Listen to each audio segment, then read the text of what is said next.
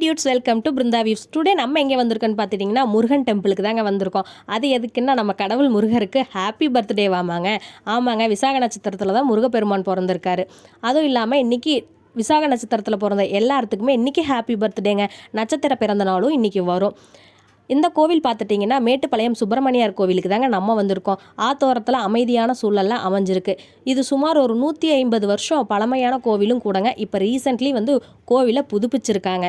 என்ட்ரன்ஸ்லேயே விநாயகர் ஆத்தோரத்தில் அரச மரத்துக்கடியில் இருக்கிறாருங்க. அவருக்கு தோப்புக்கரணம் போட்டு சாமி கும்பிட்டு சுற்றி பார்க்கும்போது நம்ம ஊட்டியோட அழகும் நல்லா அழகாகவே தெரிஞ்சுதுங்க.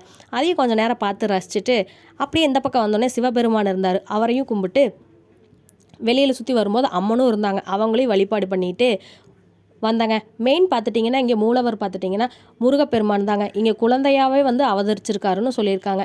இங்கே அது மட்டும் இல்லைங்க, இங்கே பூசாரியாக இருந்தவருக்கு இங்கே ஒரு ஜீவ சமாதியும் கூட இருக்குது. இல்லைங்க, இந்த சுப்பிரமணியார் கோவிலில் நாங்கள் போகும்போது கரெக்டாக அலங்கார பூஜையும் அபிஷேக பூஜையும் நடந்துட்டு இருந்ததுங்க.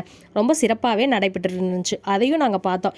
இன்னொன்று மேலே பார்த்துட்டிங்கன்னா ஃபுல்லாக 12 ராசியும் ட்ராயிங் பண்ணி வச்சுருந்தாங்க. பார்க்குறக்கே அவ்வளோ சூப்பராக இருந்தது. முருகன் அலங்காரமும் ரொம்ப ரொம்ப அழகாக இருந்ததுங்க. இன்னொரு ஸ்பெஷல் இங்கே என்னென்னு பார்த்துட்டிங்கன்னா நம்ம படையில் இருக்கிற முருகனோட எல்லாரோட உருவங்களும் இங்கே ஒவ்வொரு தூண்லையும் வச்சுருந்தாங்க. அதுவும் ரொம்ப ஸ்பெஷலாகவே இருந்ததுங்க. அடுத்தது என்ன, எனக்கு ரொம்ப பசி ஆகிடுச்சுங்க. அன்னதானம் கொடுக்குறாங்கன்னு ஒரு குரல் கேட்டேன்னு குடுகுடுன்னு ஓடி போய் நான் லைனில் நின்றுட்டுங்க. நம்மளுக்கு சாப்பாடு தானே முக்கியம்.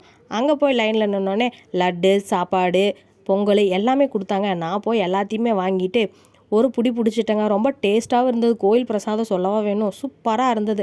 எனக்கு ரொம்ப பிடிச்சிருந்துச்சு. இந்த குழந்தை முருகன் கோவிலில் பார்த்துட்டிங்கன்னா குழந்தை இல்லாதவங்களுக்கு குழந்தை வரமும் கிடைக்கிது. கல்யாணம் ஆகாதவங்களுக்கு மெயினாக இங்கே செவ்வாய்க்கிழமை தீபம் போட்டு சாமி கும்பிட்டா கல்யாணம் நடக்குதுன்னு இங்கே சொல்கிறாங்கங்க.